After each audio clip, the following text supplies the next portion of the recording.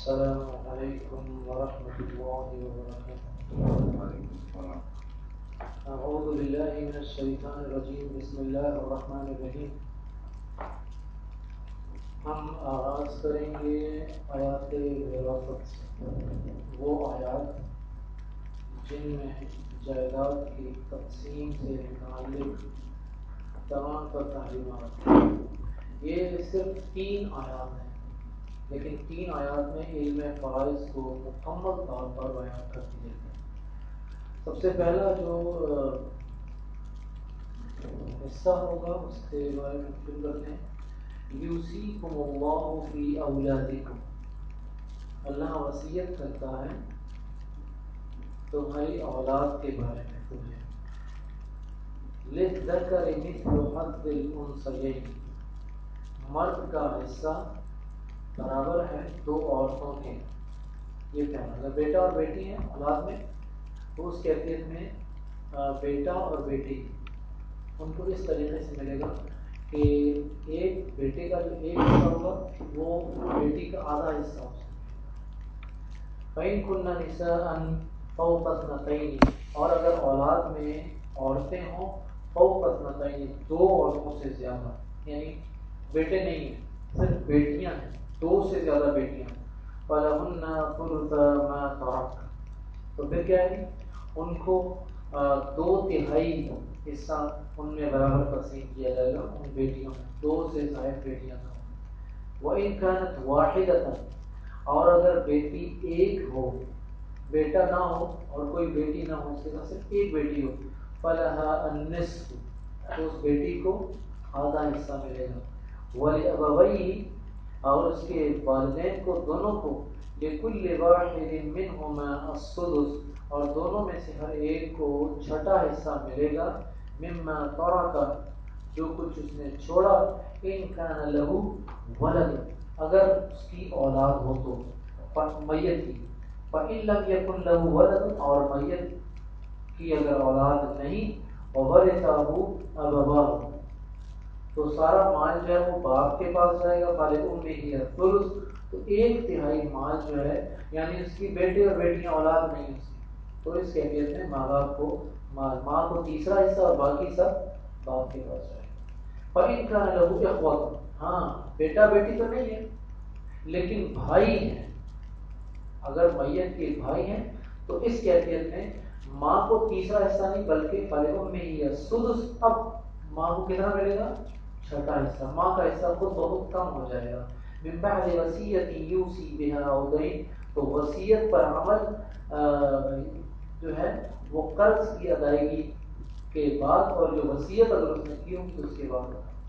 آباؤکم وابناؤکم، تمہارے باپ اور تمہارے بیٹے، لا تدرون، تم لوگ نہیں جانتے، ایہم اقرب لکم نفعا، کہ کون نفع کے اعتبار سے تم سے زیادہ قریب ہے۔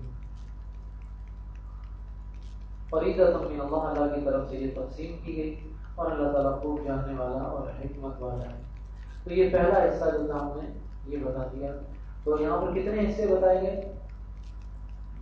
اگر بیٹے اور بیٹیاں دونوں ہوں تو پھر 2 بیٹیوں کا حصہ ایک بیٹی کو ملے گا، اور 2 بیٹیوں کا حصہ ایک بیٹے کو ملے گا، یہ پہلی تقسیم ہے۔ نمبر 2 تقسیم کیا ہے جی؟ دوسری تقسیم کیا ہے کہ اگر صرف بیٹیاں ہی وارث ہوں تو 2/3 جو حصہ ہے ان بیٹیوں میں برابر تقسیم کر دیا جائے گا، اور اگر بیٹی ایک ہے تو اس کو آدھا حصہ ملے گا، اور اگر بیٹے اور بیٹیاں نہیں، اولاد نہیں ہیں، صرف والدین ہیں تو والدہ کو، ماں کو تیسرا حصہ اور باقی سب باپ کو ملے گا۔ لیکن اولاد نہیں ہے لیکن بھائی ہیں تو بھائیوں کی موجودگی میں ماں کا حصہ خود بخود کم ہو جائے گا، ان کو کتنا ملے گا؟ ماں کو چھٹا حصہ ملے گا۔ چوتھی تقسیم، چوتھا حصہ جو آ رہا ہے چوتھی وراثت، وَلَكُمْ نِصْفُ، اب یہ شوہر اور بیوی کی میراث بتائی جاتی ہے۔ وَلَكُمْ نِصْفُ مَا تَرَكَ أَزْوَاجُكُمْ، اور شوہروں کو بتایا جا رہا ہے اور تمہارے لیے ہے حصہ آدھا جو تمہاری بیویاں چھوڑیں، إِن لَمْ يَكُنْ لَهُنَّ وَلَدٌ، اگر تمہاری بیویوں کی اولاد نہ ہو تو تمہیں کتنا ملے گا؟ تمہاری بیویوں کی جائیداد میں سے آدھا حصہ تمہارا ہے۔ فَإِن كَانَ لَهُنَّ وَلَدٌ، اور اگر تمہاری بیویوں کی، یعنی یہ اولاد سے مراد یہ ہے کہ پہلے شوہر سے بھی ہو سکتی ہے اولاد، ممکن ہے. تو اگر تمہاری بیویوں کی اولاد ہو تو فلکم الربع، پھر تمہیں چوتھا حصہ ملے گا، 1/4 مما ترکنا، جو انہوں نے چھوڑا، من بعد، اس کے بعد کہ ان کی وصیت پوری کی جائے اور ان کا قرض جو ہے اگر ان کے سر پر تو وہ بھی پورا کر دیا جائے. اور یہاں یہ بھی بتاتا چلوں کہ وصیت اور قرض کے علاوہ ایک اور بھی معاملہ ہے. اگر تکفین اور تدفین کے اخراجات کوئی نہیں اٹھا رہا تو تکفین اور تدفین کے اخراجات بھی ان کے مال سے ہی پورے کیے جائیں گے. نمبر 5، اب بیویوں کا حصہ. وَلَهُنَّ الرُّبُعُ، بیویوں کو کتنا ملے گا؟ چوتھا ملے گا. مما ترکتم، جو تم چھوڑو گے، ان لم یکن لکم ولد، اگر تمہاری کوئی اولاد نہیں اس بیوی سے یا کسی اور بیوی سے، اگر تمہاری اولاد نہیں تو بیویوں کو کتنا ملے گا؟ چوتھا حصہ، 1/4. لیکن اگر تمہاری اولاد ہو فلہن الثمن، تو پھر ان کو کتنا ملے گا؟ پھر ان کو 8واں حصہ ملے گا، 1/8 مما ترکتم، جو تم چھوڑو. اور یہ تقسیم اس وقت ہوگی جب تمہاری وصیت پر اور قرض کی ادائیگی ہو جائے. وَإِن كَانَ رَجُلٌ يُورَثُ كَلَالَةً، یہ چھٹا ہے، چھٹی تقسیم. اور اگر کلالہ کیا چیز ہے؟ کلالہ کہتے ہیں کہ اس شخص کو جس کی نہ تو بیٹا بیٹی ہو اور نہ والدین ہو.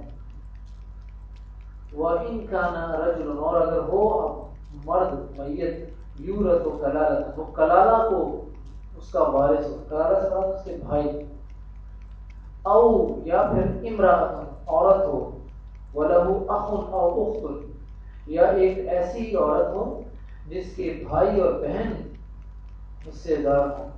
تو فَلِكُلِّ وَاحِدٍ مِّنْهُمَا السُّدُسُ، تو پھر ان دونوں بہن بھائیوں کو للذکر مثل حظ الانثیین کے تحت نہیں دیا جائے گا، بلکہ دونوں بہن بھائی جو ہیں وہ چھٹے حصے میں برابر کے حصے دار ہوں گے.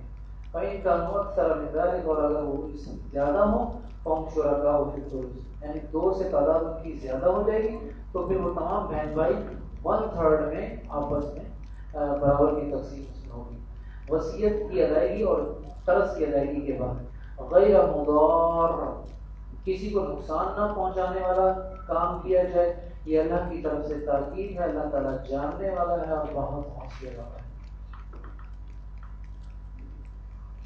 تلک حدود اللہ، یہ اللہ کی مقرر کردہ حدیں ہیں. جو کوئی اللہ کی مقرر کردہ حدوں کا خیال کرتا ہے، ان سے تجاوز نہیں کرتا، تو اس کا مطلب یہ ہے کہ وَمَن يُطِعِ اللَّهَ وَرَسُولَهُ، تو جو کوئی اللہ کی اطاعت کرے گا، اللہ کے رسول کی اطاعت کرے گا، اللہ سے باغات میں داخل کرے گا جس کے نیچے نہریں بہتی ہیں اور وہ اس میں ہمیشہ ہمیشہ رہیں گے، اور یہ بہت بڑی کامیابی ہے. اور جو کوئی اللہ کی نافرمانی کرے، اللہ کے رسول کی نافرمانی کرے اور اللہ کی مقرر کردہ حدود سے تجاوز کرے، اللہ اسے جہنم کی آگ میں داخل کریں گے جہاں وہ ہمیشہ رہے گا اور اس کے لیے رسوا کر دینے والا عذاب ہے. تو جو وراثت کے قوانین کا خیال رکھے گا تو وہ کامیاب ہو گیا، اور جو جانتے بوجھتے جائیداد کی تقسیم میں زیادتی کرے گا تو وہ پھر ناکام ہو گیا. تو اس کے بارے میں بھی اللہ تعالیٰ نے سائے بیان کیا. واللاتی یأتین الفاحشہ، اور تمہاری عورتوں میں سے جو فحاشی کا ارتکاب کریں، فاستشہدوا علیہن اربعۃ منکم، تو 4 گواہ بنا لو، اپنے درمیان میں سے 4 کو گواہ جو ہے وہ مقرر کر لو. فَإِن شَهِدُوا، اور اگر وہ گواہی دے دیں، فَأَمْسِكُوهُنَّ فِي الْبُيُوتِ، تو ان کو قید کر لو گھروں میں، حتیٰ یہاں تک کہ يَتَوَفَّاهُنَّ الْمَوْتُ، یہاں تک کہ موت ان کو آ جائے. او یجعل اللہ لہن سبیلا، یا پھر اللہ ان کے لیے کوئی راستہ نکال دے. یہ جو زنا کی سزا تھی یہ ابتدائی اسلام میں تھی. عمر قید یا گھروں میں قید تھی، یہ ابتدائی طور پر تھی. لیکن بعد میں پھر سورہ نور میں جو باقاعدہ مطلب سزا سنائی گئی وہ وہاں پر تفصیلات ہمارے پاس اس میں آ گئی. یا تو وہ کوڑے مارے جائیں گے یا رجم. اگر شادی شدہ ہے زانی تو اس کو رجم کیا جائے گا، اور غیر شادی شدہ کنوارا ہے تو پھر وہاں اس کو کوڑے مارے جائیں گے۔ تو یہ سزا جو ہے یہ اس کو منسوخ کیا گیا، اور اس کی جگہ سورہ نور کی وہ آیات ہمارے پاس آ، اور ان آیات سے خود بھی معلوم ہو رہا ہے او یجعل اللہ لہن سبیلا، ان کلمات سے معلوم ہوتا ہے کہ اللہ تعالیٰ خود جو ہے وہ یہ فطرہ جو ہے خود دلالت کر رہا ہے کہ یہ گھروں میں قید کرنے والا حکم جو ہے یہ عارضی ہے، نامکمل ہے، ادھورا ہے، ابھی اس کو بعد میں مکمل کیا جائے گا۔ واللذان یأتیانها منکم فآذوہما، تم میں سے جو کوئی دو بے حیائی کا ارتکاب کریں ان کو اذیت دو، اگر وہ توبہ کر لیں پھر اپنی اصلاح کر لیں تو بلا شبہ اللہ تعالیٰ توبہ قبول کرنے والا ہے اور بہت مہربان ہے۔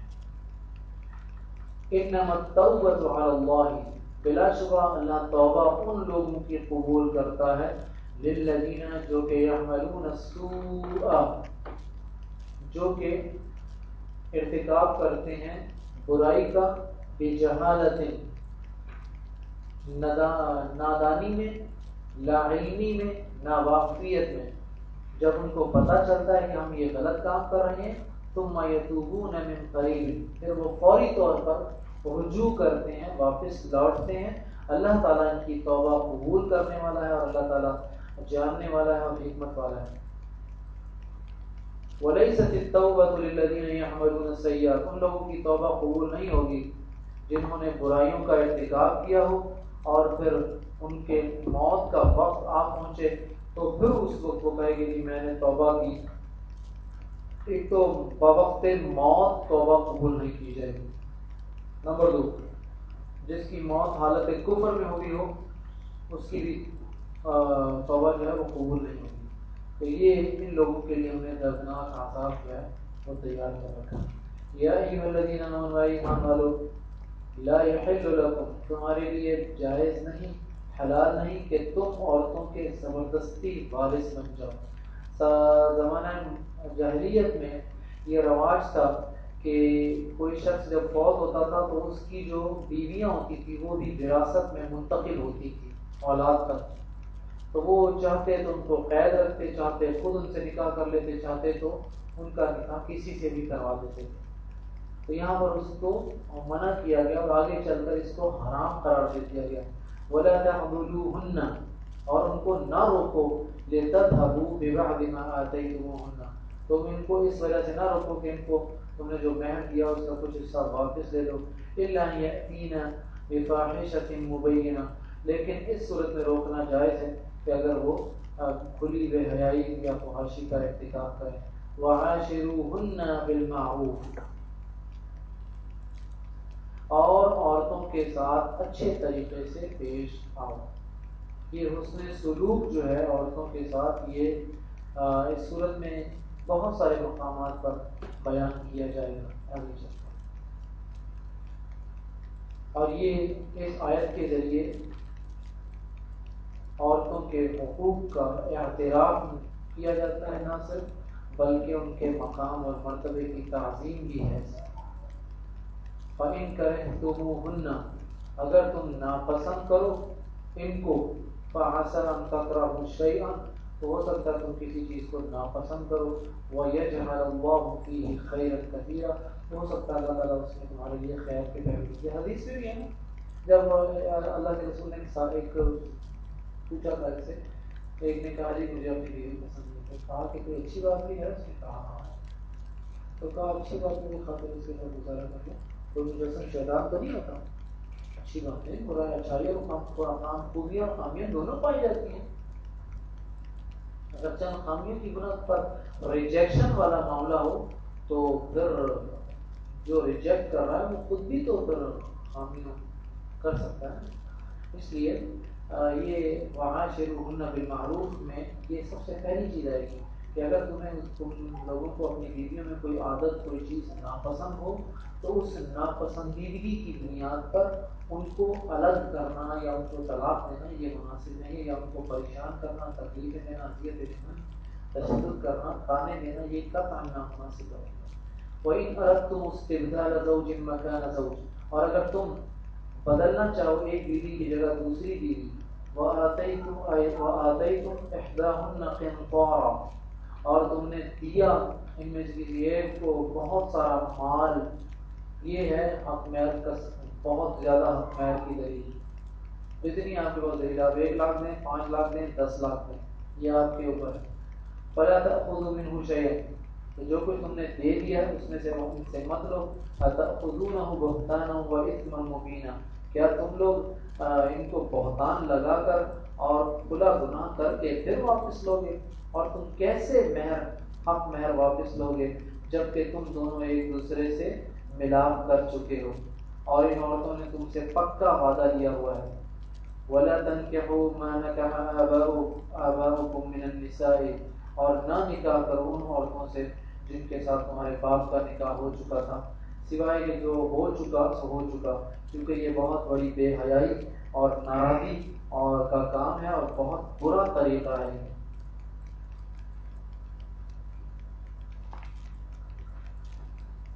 یہ آ گئی ہمارے پاس آیت، جس آیت میں بیان کیا گیا کہ کون کون سے رشتے جو ہیں جن کے ساتھ نکاح نہیں ہو سکتا۔ تو یہاں پر یہ 2 قسم کے محرمات ہیں۔ ایک محرمات کی قسم وہ ہوتی ہے جو کہ ابدی ہے، ہمیشہ ہمیشہ کے لیے حرام ہے وہ رشتہ، اور ایک وہ رشتہ ہے جو کہ مؤقتاً ہے، عارضی طور پر۔ ابدی سے مراد جیسے ماں کے ساتھ نکاح ہمیں مستقل بنیادوں پر حرام ہے، لیکن آپ نے کسی خاتون سے نکاح کیا اور جب تک وہ خاتون آپ کے نکاح میں، آپ اس کی بہن سے نکاح نہیں کر سکتے، یہ عارضی طور پر ہے۔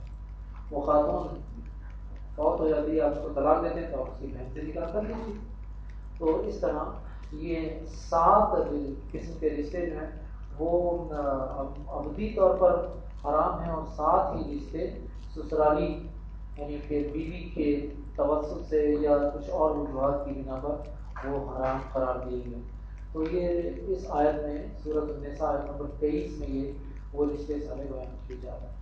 حرمت علیکم امہاتکم، تم پر حرام کر دی گئی تمہاری مائیں۔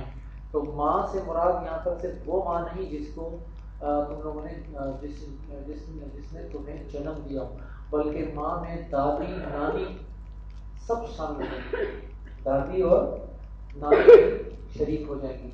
وبناتکم، اور تمہاری بیٹیاں، بیٹیوں میں پوتیاں نواسیاں بھی شامل ہو جائیں گی۔ واخواتکم، اور تمہاری بہنیں، وعماتکم، اور تمہاری پھوپھی، وخالاتکم، اور تمہاری خالائیں، وبنات الاخ، اور تمہاری بھتیجیاں، وبنات الاخت، اور تمہاری بھانجیاں، وامہاتکم اللاتی ارضعن، اور وہ مائیں جنہوں نے تمہیں دودھ پلایا، رضائی ماں، واخواتکم من الرضاعہ، اور رضائی بہنیں، وامہاتکم امہات نسائکم، اور تمہاری بیویوں کی مائیں یعنی تمہاری ساس، وربائبکم اللاتی فی حجورکم من نسائکم اللاتی دخلتم بہن، اور تمہاری وہ ستیلی بیٹیاں جو تمہارے ہاں پرورش پائیں گی لیکن ان کی ماں کے ساتھ تمہاری مقاربت ہو چکی ہے۔ فَإِن لَمْ تَكُونُوا دَخَلْتُمْ بِهِنَّ، لیکن اگر تمہاری ان کی ماں کے ساتھ مقاربت نہیں ہے تو اس ماں کو یا تو طلاق دینے کے بعد یا اس کی وفات کے بعد اس کی اولاد سے کوئی حرج نہیں کہ تم ان سے نکاح کرو۔ وَحَلَائِلُ أَبْنَائِكُمْ الَّذِينَ مِنْ أَصْلَابِكُمْ، تمہارے سلبی بیٹوں کی بیویاں یعنی بہو، وَأَن تَجْمَعُوا بَيْنَ الْأُخْتَيْنِ، اور 2 بہنیں، یہ سارے رشتے جو ہیں حرام کر دیے گئے الا کہ جو ہو چکا پہلے تو ہو چکا۔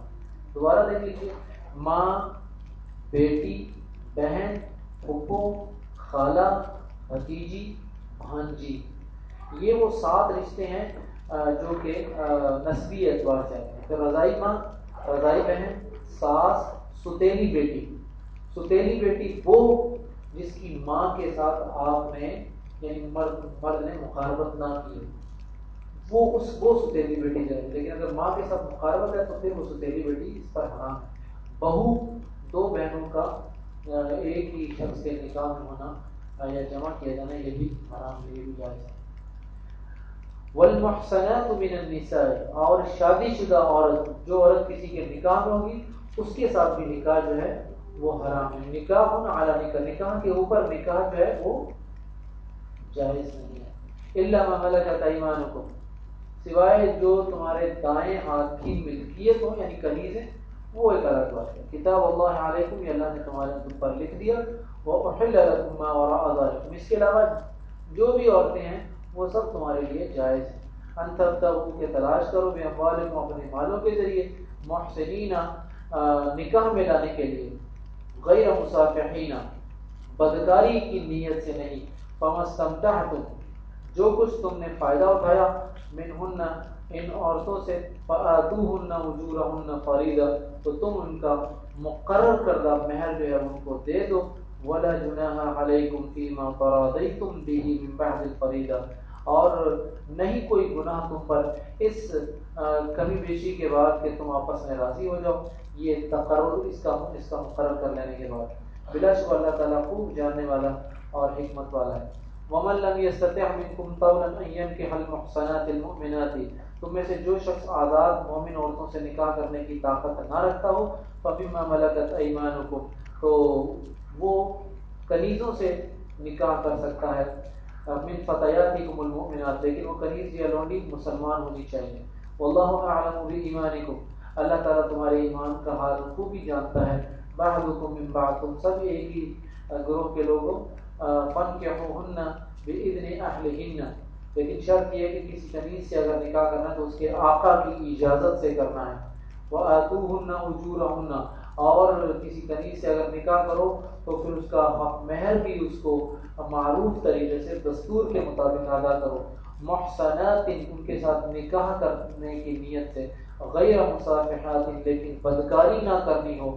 ولا متخذات اخدان، اور نہ ہی چوری چھپے آشنا بنانے والے. یہ جو لفظ ہے نا کہ متخذات اخدان، اس سے ایک تو یہ پتہ چلتا ہے جو خفیہ نکاح ہوتا ہے وہ صحیح نہیں ہوتا، پہلی بات. نمبر دو، یہ جو چوری چھپے آشنائیاں قائم کی جاتی ہیں، بالخصوص سابقہ زمانوں میں تو بہت مشکلات تھی، لیکن اب موبائل فون نے یہ کام بہت آسان کر دیا ہے.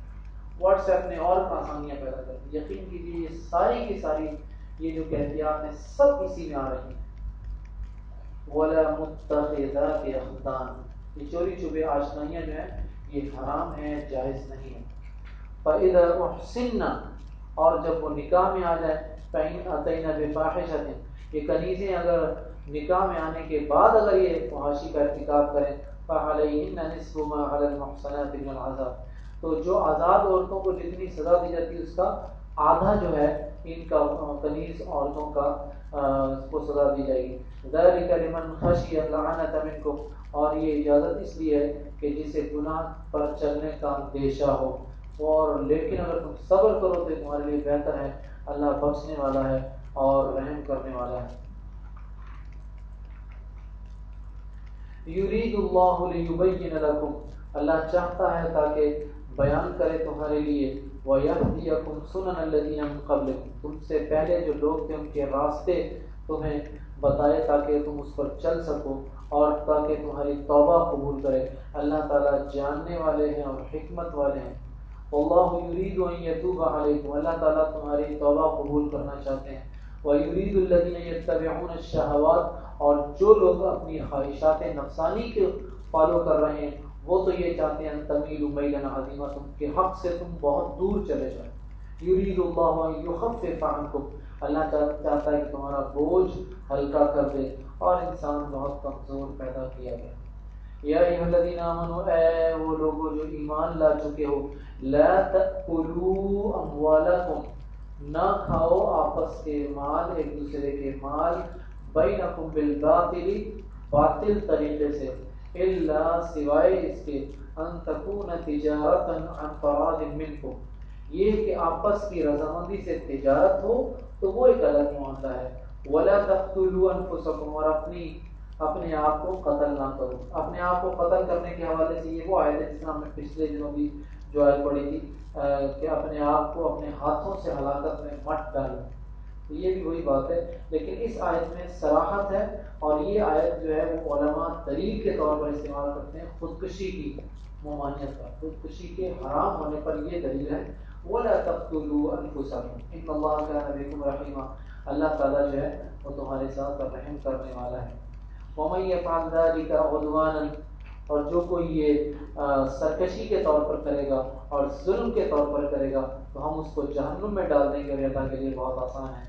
ان تجتنبوا، اگر تم بچو بڑے گناہوں سے جس سے تمہیں روکا جاتا ہے، تو ہم چھوٹے گناہوں کو معاف کر دیں گے اور پھر بڑی خوبصورت جگہ داخل کریں گے۔ تو یہ وہ آیت ہے جو کبائر سے رکنے کے حوالے سے۔ کبائر کیا چیز ہوتی ہے؟ بڑا گناہ کیا ہوتا ہے؟ بڑا گناہ سائز میں بڑا ہوگا نہیں، قاعدہ ہے اس کا۔ کبائر وہ گناہ ہوتے ہیں جس پر باقاعدہ کوئی حد جاری ہو، جس پر کوئی سزا شریعت نے رکھی ہو۔ اور کبائر کون کون سے ہیں؟ اس حوالے سے ایک کتاب ہے بہت شاندار، بہت زبردست، اس کتاب کا اردو میں ترجمہ ہو چکا ہے۔ وہ کتاب ہے، اس کتاب کا نام ہی کبائر ہے، اور رائٹر اس کے ہیں حافظ ذہبی رحمہ اللہ، امام ابن تیمیہ رحمہ اللہ کے شاگرد ہیں۔ اردو میں ترجمہ ہو چکا ہے، یہ کتاب پچھلے دنوں شائع ہوئی تھی، کراچی سے بھی شائع ہوئی ہے، لاہور سے بھی شائع ہوئی ہے۔ کبائر نام ہے اس کتاب کا، اور رائٹر اس کے ہیں حافظ ذہبی رحمہ اللہ۔ تو اس کتاب کو ذرا لازمی طور پر دیکھیے تاکہ آپ کو معلوم ہو کہ کبائر کون کون سے گناہ جو ہماری زندگی میں کبائر کیسے ہیں، اور اس کا ایک اللہ تعالیٰ کی طرف سے کتنا بڑا یہ انعام ہے کہ آپ اگر کبائر سے بچیں، قتل، شرک، زنا وغیرہ اس طرح کے، تو چھوٹے چھوٹے گناہ جو ہے وہ اللہ تعالیٰ خود جو ہے وہ معاف کر دے گا۔ وَلَا تَتَمَنَّوْا مَا فَضَّلَ اللَّهُ بِهِ بَعْضَكُمْ عَلَى بَعْضٍ، یہ حسد کی ممانعت میں آیا ہے۔ نہ خواہش کرو ما جو کچھ فضل اللہ، اللہ نے فضیلت دی، بھی کسی چیز کے ساتھ، بعضکم تم میں سے بعض کو بعض پر، جو چیز تمہارے پاس موجود نہیں ہے تم اس کی خواہش مت کرو۔ للرجال نصیب مما اکتسبوا، مردوں کے لیے وہی کچھ ہے جو کچھ وہ کمائے، والے نساء عورتوں کے لیے وہ کچھ ہے جو کچھ وہ کمائے۔ واسألوا اللہ من فضلہ، اللہ کا فضل مانگو۔ یہ علاج دیا گیا ہے حسد سے بچنے کا۔ کیا علاج ہے جی؟ دیکھیے حسد سے بچنے کے لیے دو علاج بتائے گئے شریعت میں، اللہ کے رسول نے دو طریقے بتائے۔ پہلی بات تو کہ اگر آپ کسی کے پاس کوئی نعمت دیکھیں تو آپ اس کو دعا دیجیے، اللہ تمہیں خیر کے ساتھ، برکت کے ساتھ اس کو استعمال کرنے کی توفیق عطا فرمائے۔ جب آپ دعا دیں گے نا تو انشاءاللہ اس دعا کی برکتوں سے آپ کے دل میں وہ بات ہے۔ نمبر دو، آپ اپنے لیے بھی وہی چیز مانگے، اس کی کوئی ممانعت نہیں ہے، یا اللہ تمہیں اس کو دیا مجھے بھی دے، بالکل عام سادہ سے لفظوں میں اللہ سے مانگے۔ واسألوا اللہ من فضلہ، پیچھے کہا نا کہ ولا تتمنوا ما فضل اللہ، جسے اللہ نے اپنے فضل سے کچھ دیا ہو تو اس کی طرف ایسی خواہش سے مت دیکھو، تو کہا کہ تم بھی اللہ کا فضل مانگو۔ ان اللہ بکل شیء علیم، اللہ تعالیٰ ہر چیز کو خوب جاننے والا ہے۔ یہ آخری آیت ہے۔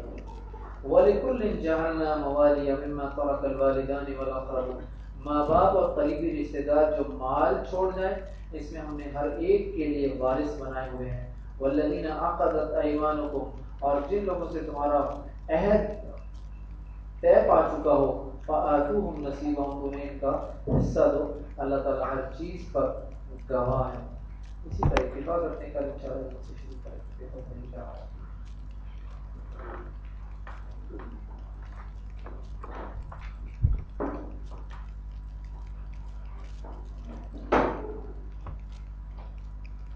یہ میری بہن نے سوال کیا کہ یہ آیت نمبر 175 میں دوستوں سے کس طرح ڈراتا ہے شیطان؟ شیطان دوستوں سے اس طرح ڈراتا ہے جی، بہت سارے طریقے ہیں اس سے۔ ایک تو اس کا یہ ہوتا ہے کہ اس نے اپنے انسانوں میں اپنے جانشین مقرر کیے ہوتے ہیں، تو ان کی طرف سے خوفزدہ کرتا ہے، جیسے کہ ہم دنیا میں بھی تو ایک دوسرے سے انسانوں سے خوفزدہ ہوتے ہیں نا، ڈرایا جاتا ہے ہمیں، تو وہ پیچھے شیطان ہی تو ہوتا ہے کہ اگر ہم اللہ کی بات مانیں گے، سیدھے راستے پر چلیں گے تو یہ کچھ ہوگا، وہ تمہیں بہت نقصان پہنچائے گا، تمہیں چھوڑے گا نہیں، زیادہ تم کمپرومائز کر لو، مت کر دو اس چیز کو۔ یہ طریقہ ہے جی شیطان اپنے دوستوں سے ڈرانے کا۔ دوسرا سوال ہے میت کے ماں باپ اور بھائی کی موجودگی میں بیوہ اور اس کے بیٹے کا کیا حصہ ہے؟ دیکھیں جی ماں باپ اور بھائی کو تو چھوڑ دیے، بیوہ اور اس کے بیٹے، بیوہ کو ملنا چاہیے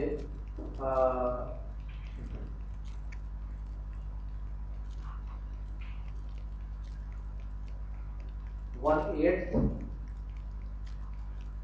1/8